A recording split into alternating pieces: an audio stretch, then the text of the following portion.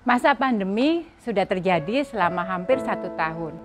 Ini memberikan suatu pelajaran buat saya, yaitu saya harus semakin memperhatikan orang lain, tidak mementingkan keinginan sendiri, dan juga harus tetap fokus dan setia bagaimana cara menjadi murid yang berkenan bagi Tuhan Yesus.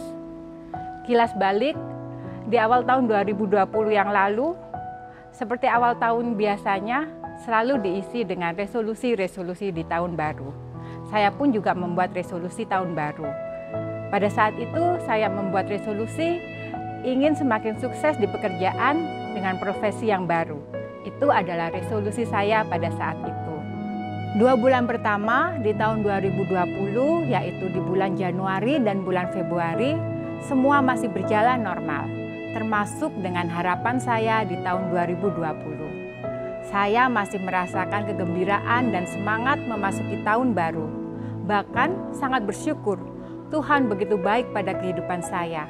Mengingat tahun sebelumnya merupakan tahun yang cukup berat dan penuh tantangan bagi saya.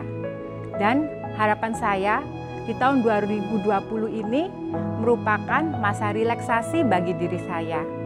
Namun ternyata bukan masa relaksasi bagi saya. Yang ada adalah keterkejutan untuk tahun 2020. Memasuki bulan Maret, peristiwa demi peristiwa yang membuat terkejut, cemas, dan ketakutan muncul secara terus-menerus, bahkan tidak berhenti sampai saat ini. Peristiwa demi peristiwa terjadi, mulai dari gereja tidak terbuka untuk jemaat umum, dan banyak jemaat umum bahkan jemaat senior yang menyampaikan kerinduannya untuk beribadah di gedung gereja. Sekolah ditutup dan proses belajar menggunakan sistem online.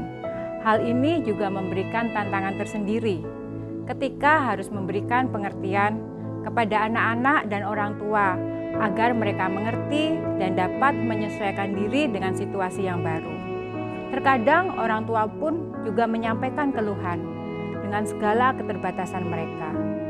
Kondisi pandemi yang terjadi semakin hari semakin membuat cemas.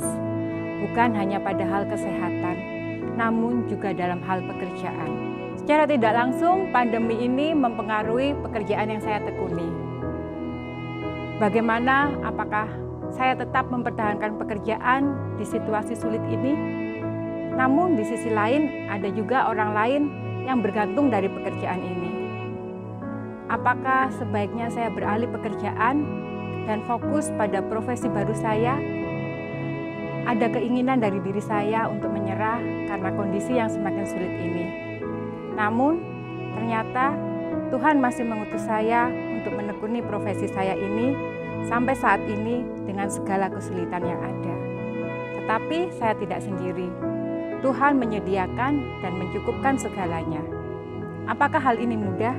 Tentu tidak. Bahkan sangat sulit harus bertahan di tengah situasi seperti ini. Namun, ada satu kepastian seperti tertulis di kitab Kejadian 17, yaitu Allah akan menepati janjinya. Bagi saya, janji Allah adalah menemani saya di dalam kesulitan yang saya hadapi, entah itu di pekerjaan ataupun di dalam kondisi pandemi yang entah sampai kapan akan berlangsung.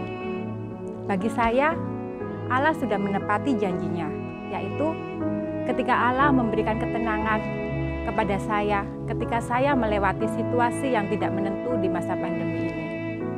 Allah juga memberikan kecukupan kepada saya untuk tetap dapat menjalankan pekerjaan ini sehingga juga memberikan berkat bagi orang lain. Allah juga menepati janjinya, memberikan saya pekerjaan sesuai profesi baru saya.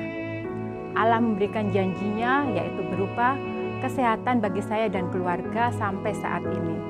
Begitu banyak lagi janji-janji Allah yang sudah ditepati bagi diri saya.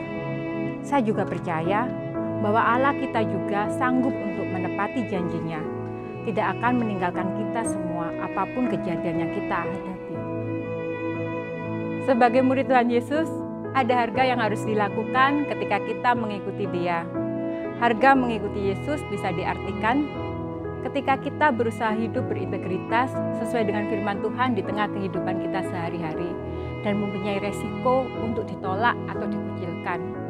Namun, harga mengikut Yesus bisa juga diartikan kita memprioritaskan kehendak Tuhan dan rela mengesampingkan ego pribadi kita, apa yang kita inginkan.